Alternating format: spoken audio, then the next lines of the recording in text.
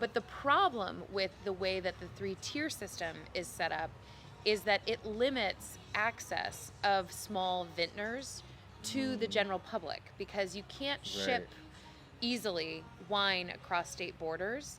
And Right. that was only recently changed. And even then, there are very cumbersome reporting and tax processes related to alcohol that don't apply to anything else. So you can open up a t-shirt store, send a t-shirt to somebody in Utah, and it doesn't matter. Alcohol is a felony. So, Oh gosh. I mean, there's major restrictions on alcohol that don't exist to other goods. So if you're a small producer and there's a very limited pool of distributors, it doesn't matter if people in Ohio or Colorado want your product and are willing to buy it from you.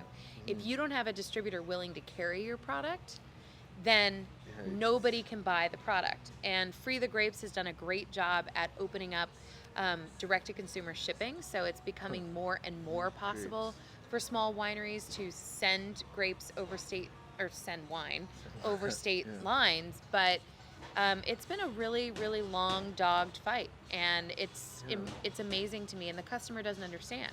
So Right. the customer will often ask small wineries, why can't I get your product in New York? Or why can't I get your product? Why don't I see it in the grocery stores? And this isn't really a David and Goliath story, but I can say that obviously it is beneficial for some larger agencies Right. to restrict access, because if they are already in the market, then it basically gives them a point of competition and removes any further competition. So if customers are more and more excited about small brands, Yeah. the more that the bigger companies can keep the small brands out, the more advantageous it is for them. So Right. unfortunately, with the way that the market is going, it is in their best interest to make it harder for small wineries to get in, and yet small wineries, it's the only way that they will ever survive. And so the consumer should want to ease up those restrictions, because they should want access to all of the products that are available in the market. It's not a true marketplace because it is very heavily monopolized by few But players. bigger brands. I mean, when right. you look at the wine market in the United States, there are 12 wineries that control 75% of the business, the wine industry. Well, yeah. And Napa only produces 0.04% of the world's wine. Right, yeah, it's hardly anything. Right. So why is a flea Yeah, I know, right? It's like the fly on the competition? wall. It's like, yeah, like what are they Right? scared of? Like, yeah, that's So, That's- I believe that the that's really customer should hard. have access to the products that they want, especially Totally. in a time like COVID when people can't come to Napa. Yeah. Let us bring Napa to them, because Napa is a great wine growing region, and the success of Napa benefits all of California. The success of Napa benefits all of America, because Napa is the preeminent wine growing region in the United States as the world sees it. So being able to support our products and see them all over the United States and beyond benefits all of us, because we've spent a lot of time building the Napa brand to support, in general, the economies of Americans in the wine industry. So, right. it only really benefits everybody. Yeah. No, I completely agree with what you're saying. It's true. It should be widely available, especially in times like these. Then I've seen over the time that, they're starting to loosen up the laws with different cases, and, but there's just a lot more that can happen there. It's a and- slow, but it's a slow roll. It is, yeah. You know. Well, how does the free the grape, right? How does that work, or what are they? I kinda- can't do? remember if Free the Grapes is fully funded by the California Wine Institute or if it is partially funded by the California Wine Institute. Okay. But Free the Grapes is an organization that is a nonprofit organization aimed at freeing, basically attacking the legal restrictions to accessibility of wine. So whether or not that's easing distribution laws or easing shipping laws into states, Okay. they basically tackle all the legal hurdles or barriers to Wow. shipping and access, Okay. more or less. Yeah. Nice. Yeah, I definitely want to be part of that group too. Yeah, for sure. It's funny. I don't know if you've heard of. Have you heard of blue zones? Yeah. Like where people live to be over 100 years old Yep. and stuff like that. So this fun fact, Blue Zones is actually looking to come help work with the Adventist Health Hospital in St. Helena to kind of turn this St. Helena, or like the upper, I think from Yountville up north, to work and getting it to a blue zone. Because I know, pretty crazy. But I think, we have the people, the community, the wine, and just that kind of, you live longer, you share what we have, the land, the food, the animals, and Well, I think, I mean, Napa has done some incredibly remarkable things, and they were pioneers of agricultural preservation, especially in the wine industry, right? So that was something that dates back to the 1960s. A lot of the things that my father's generation was doing up here, organic farming, existed before it was a term. I mean, organic farming, is centuries old, but it's only become a quote unquote trend, or a marketable trend, or a certified organization in more recent years. In 2000, actually, is when organic certification started to exist. But those trends were put into place in Napa Valley way before. Right. So we are a trendsetter in healthy eating, sustainable farming, regenerative farming, and I think all of that comes from a very holistic belief in stewarding the land and making sure it's farming. better for future generations.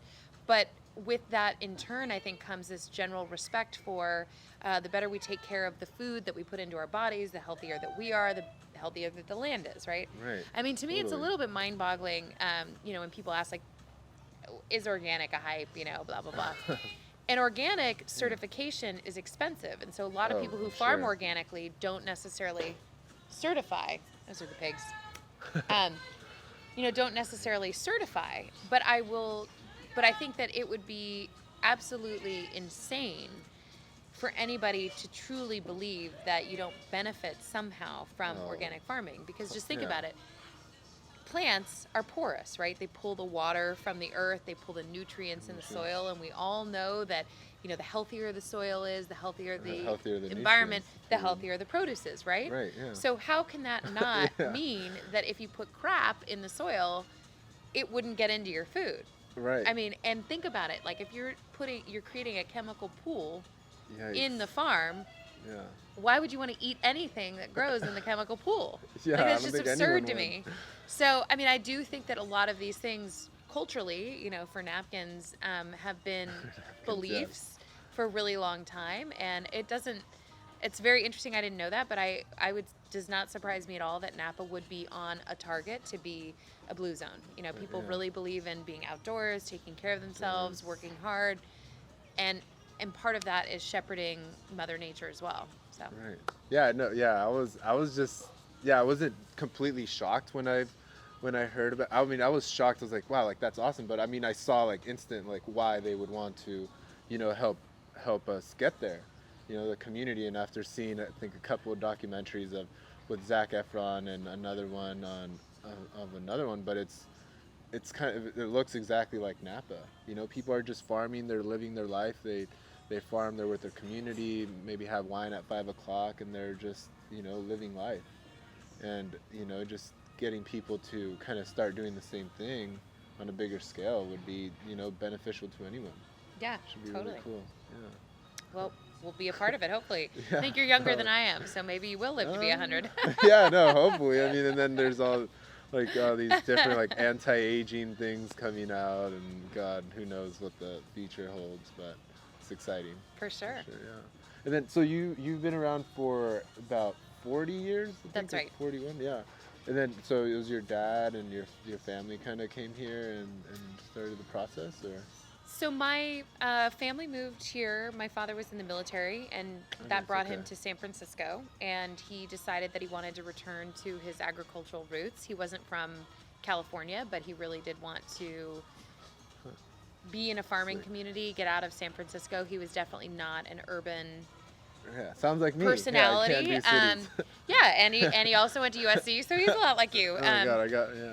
So, I mean, there's a veterans home here in Napa Valley in Yountville, and so he'd heard of Napa, not because at the time, we all project back, but Napa wasn't particularly well known for grapes, and it was only starting to become recognized as a premier wine growing region. I mean, that was like really right around that same time. So my dad decided to come up here. He had also gone to UC Davis, and so he, understood viticulture, said, oh, well, I've got some land now. I'll plant some grapes, and ended up, luckily, at the beginning of that meteoric rise in Napa Valley from sort of diverse agricultural community to incredible wine growing region. So we've been here basically throughout that entire transition. Wow. Yeah, because the blind tasting was in '76 with Paris. It was right? with the 76 vintage. I can't 76 remember if it vintage, was right. in 1976, but it was certainly right around that time. Yeah. So we, Yeah, that would have been an awesome time. yeah, so he basically came here. Napa was still, you know, you let people try your wine out of your truck. People would just show up on your doorstep. I mean, it was a very laid back community. Everybody knew each other. There were no contracts. I even up until 8 years ago, everything was very much handshake. You work with your neighbors. All of the farmers know each other. I mean, that's been a very recent change. The internet has been a recent change. Yeah, I mean, so new. we've been talking about sort of the need for wineries to get up to speed in the digital transformation. And when I took over the winery about 10 years ago, my father was mortified that we were going to sell wine, Napa wine, on the internet. You know, and I was like, if I can't buy it online, I won't buy it, because I don't, you know, and that's even especially true with 2 kids under 3. I'm like, I'm not going to go search for something that I can't easily find, but I'll search for really special things online and want them delivered, right? So I will happily do that. Yeah, oh God. Yeah, there's been so many times where I'm just staring at a giant wall of wine and I have no idea what to pick. I mean, how, you know, and it's just going back to those familiar brands that you know, that you've experienced, that you know the winemaker, the owner, and you have these stories and you just want to keep sharing those stories. Well, I think a really interesting, I hope, evolution in the market is that, you know, the wine stores, to your point, are totally intimidating. And the stories that are known by people are really aligned with some of the families that have been here for just a long time. And so they've built their reputation, understandably, as the hallmarks of Napa Valley. So, you know, they've spent decades building that brand and have recognition. I think what's missing because of COVID and more recent trends is that people aren't going to the restaurants where they used to hear about a unique bottle of wine. They're not going to their friend's house and hearing, oh, you know what I found when I was on a trip in Napa? And so the stories of some of the small brands are having a much harder time being told, spreading through your typical grassroots marketing efforts that are open and accessible to small brands. So I think that the internet being accepted as a way to search authentic information, because I think there was hesitancy towards, you know, online marketing, you know, that it was not maybe the way that you want to discover a Napa brand. Now, because it's the only way that you can really connect with brands, big or small, people are opening their eyes to, oh, wow, like this is actually a great way to learn more about these small farmers, because I wouldn't have been able to find them anyway. And they're now creating digital content to get to know more about them. So hopefully that's going to continue to evolve. And I think somebody would have a great business model who created a storytelling platform. Like, instead of using numbers or ratings, which to me is boring.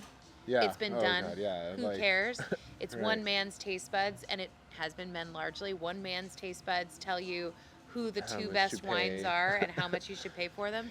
I think what would be really interesting is for somebody to curate stories, wine stories for people. So if you like female owned or Hispanic owned or whatever it is, like young next generation wineries, somebody who's willing to curate that story for you, collate the content, and then share that with you. Say, hey, Armando, you know, I really love wines that fit into this profile too.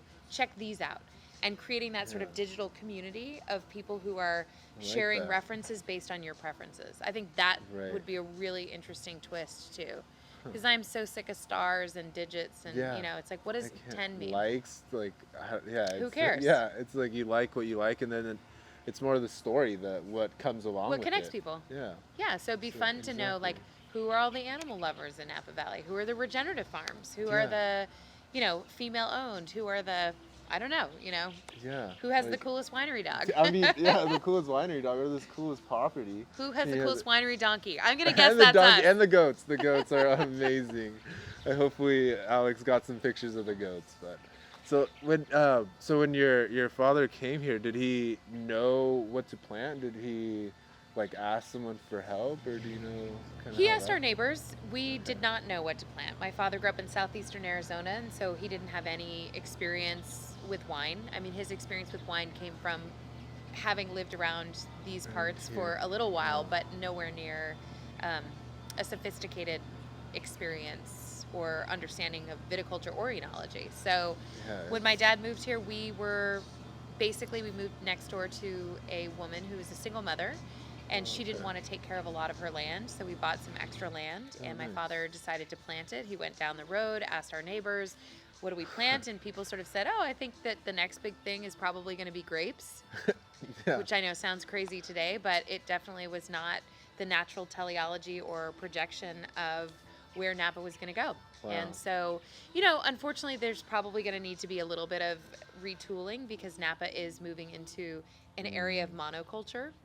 Right. Right. And at that point it was extraordinarily diverse. So maybe there's a happy medium. I don't know that you're ever going to convince people that in the most valuable wine growing area of the world that they should be planting something else. But it's a That'd be a thought. hard It's one. probably good for everybody. Yeah, that'd be We hard. ripped out an acre.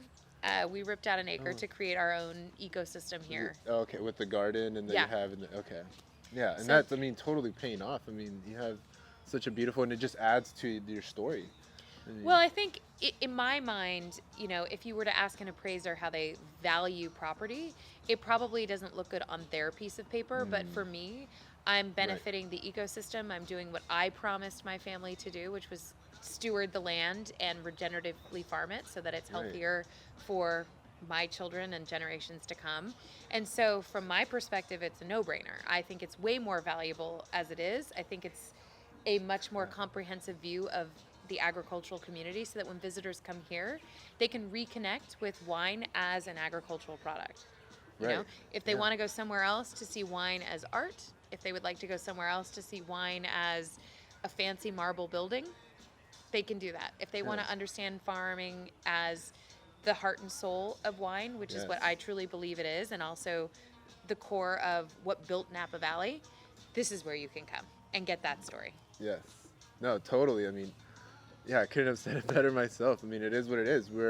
I think people came here because they're farmers. They wanted to be in the land. They wanted to, create something, whether that's wine and just kind of be outside.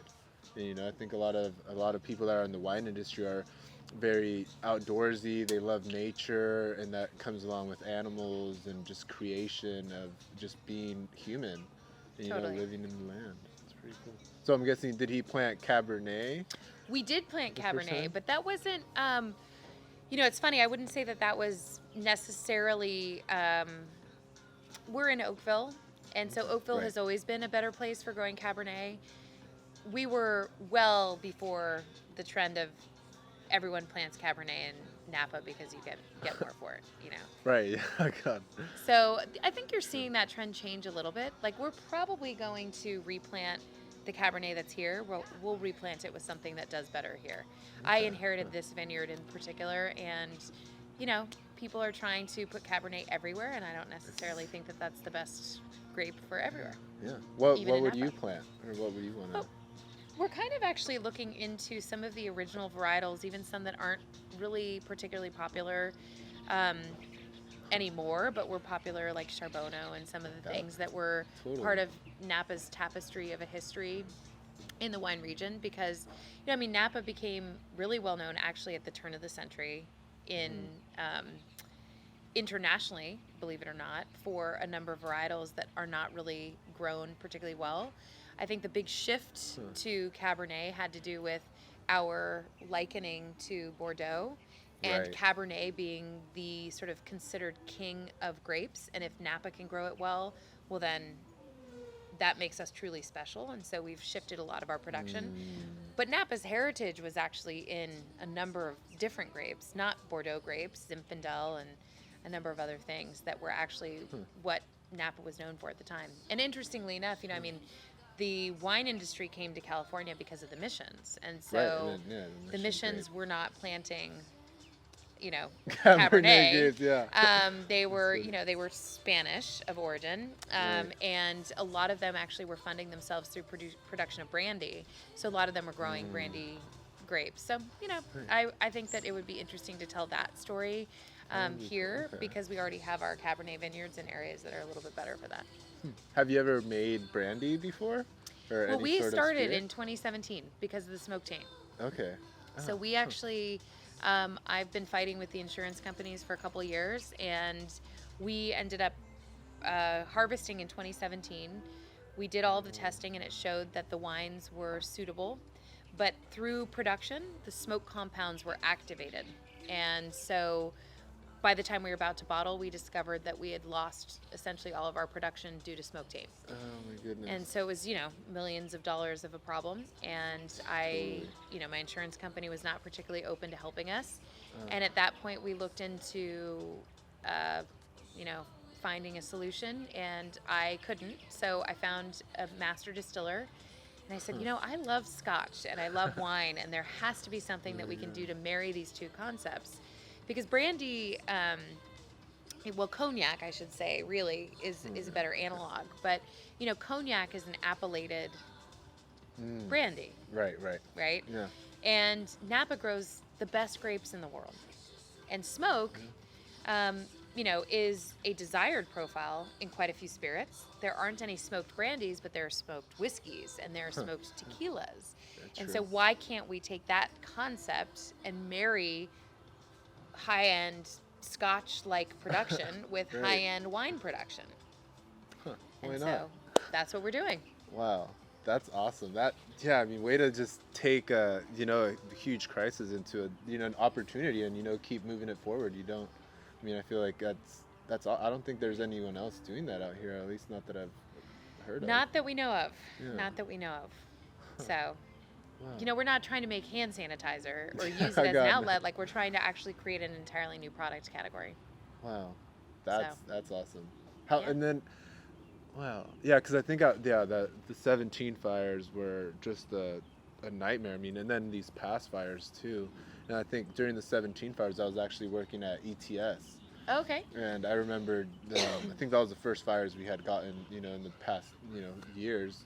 And it was just having to work there and, everybody trying to, test their grapes. It's like chaos. I've never seen anything like it. And, Yeah. To see that you had smoke taint and you did something else with it, Yep. instead of letting the grapes go to waste, because it's a tragic, like I'll see, I think there's a block over by where I live, and there's still grapes hanging in it. I see the grapes still hanging, and it's like December, January, and it kind of looks like a graveyard. It's really sad. It's just like, yikes, and it's do you have your first release of No, your so brandy, to or? be brandy, you have to age it for 2 years after you distill it. And so Okay. we discovered the smoke taint in May of 2019.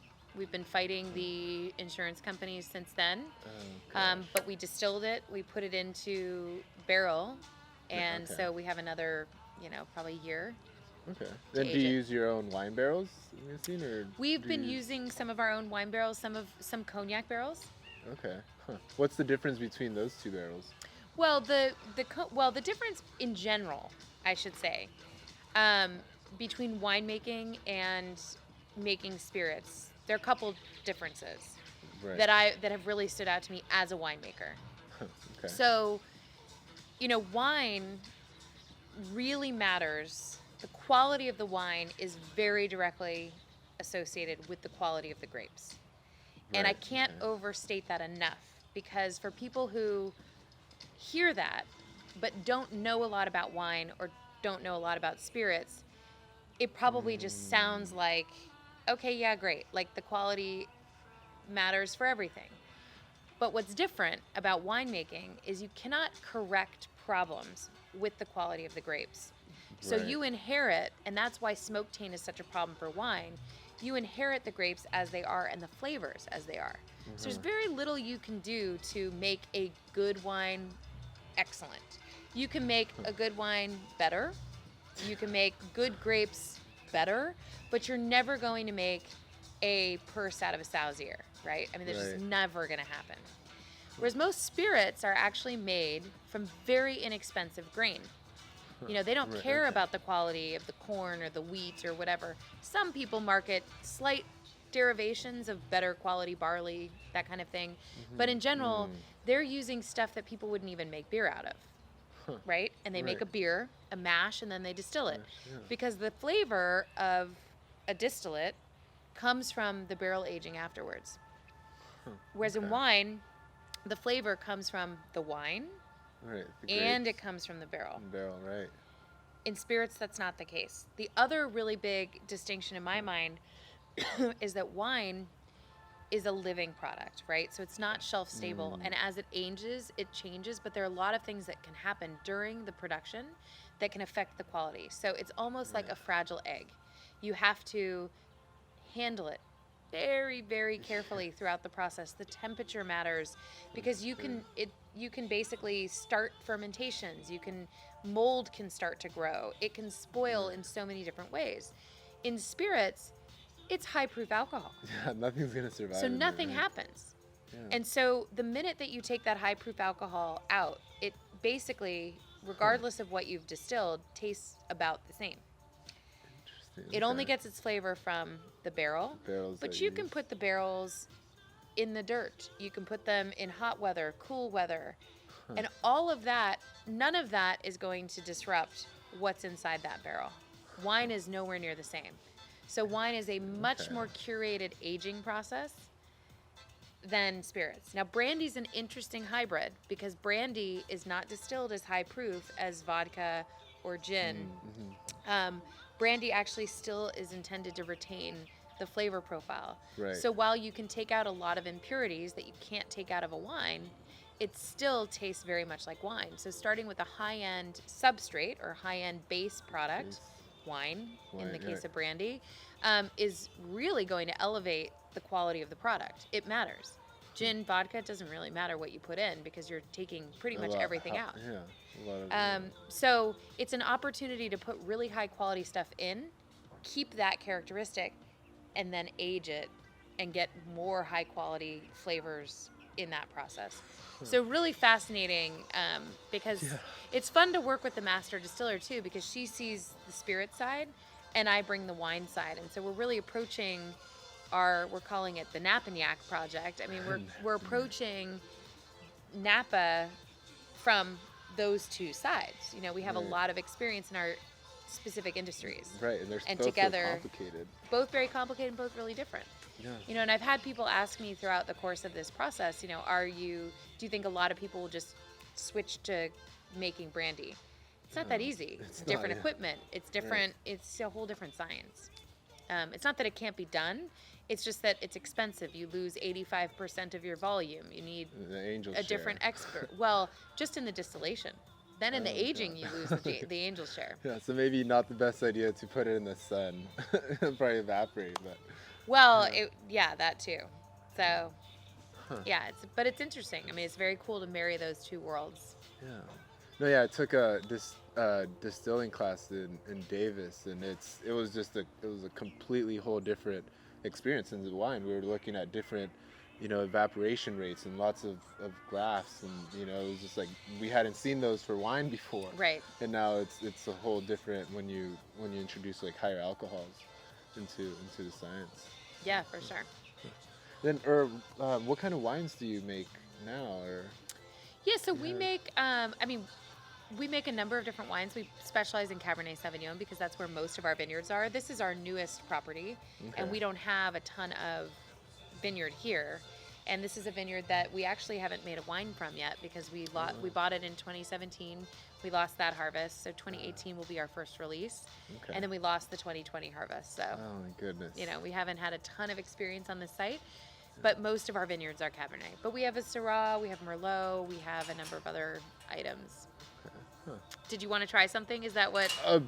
No, I mean, if you're offering, Yeah, of course. we can. No, of course. But no, I just wanted to know what. Maya, Sophie,